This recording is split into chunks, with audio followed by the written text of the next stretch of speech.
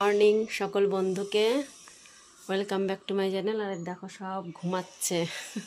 প্রত্যেক দিনের মতো আমার স্নান হয়ে গেছে, এখন পুজো সারবো। দেখো গোপাল সোনাকে উঠানো দেখাবো। কানু ও কানু, এর দেখো আমার গোপাল সোনা এখানে শুয়ে থাকে। কানু, ওই কানু ওঠো। তো উঠে গেছে, দেখো আমার সোনা উঠে গেছে। এখন একে স্নান করাবো। এর মতো এটা হচ্ছে গোপীচন্দন। এই গোপীচন্দনটা আমার কানুকে একটু মাখিয়ে দিলাম, দিয়ে এখন স্নান হবে।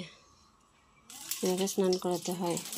হরে কৃষ্ণ বলে 3 বার হরে কৃষ্ণ মহামন্ত্র বলে স্নান করি। সকালে প্রত্যেক দিন এটাই আগে আমার কাজ। কথাই আছে না, কর্মই পরম ধর্ম।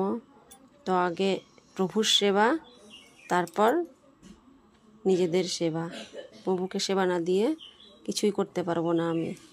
এটাই সনাতন ধর্মের নিয়ম। আমার পুজো হয়ে গেল আজকের মতো।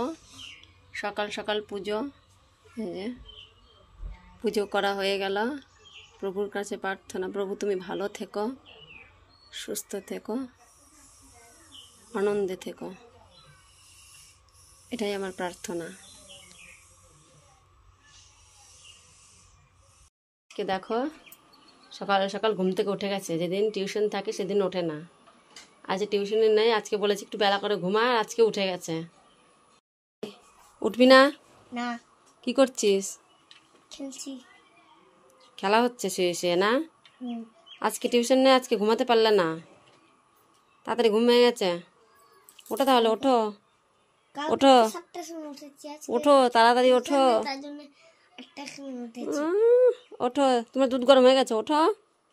আলসি, কত আলসি। হ্যাঁ, তো সবে মাত্র বীজ দিয়ে আসলাম। সকাল থেকে দুপুর অবধি কাজ কমপ্লিট। এখনও দুপুরের খাওয়া দাওয়া বাকি আছে। ছেলেকে স্নান করা বাকি আছে। যে আজকে ওনার একটু শরীরটা খারাপ, মেয়েটার সকাল থেকে শুয়েই আছে, প্রচণ্ড জ্বর এসছে। বীজ দিতে দিতে একটু দোকানেও গেছিলাম। এই দেখো দোকান থেকে কি আনলাম। রান্না করার তেল ছিল না, তাই তেলটা নিয়ে আসলাম।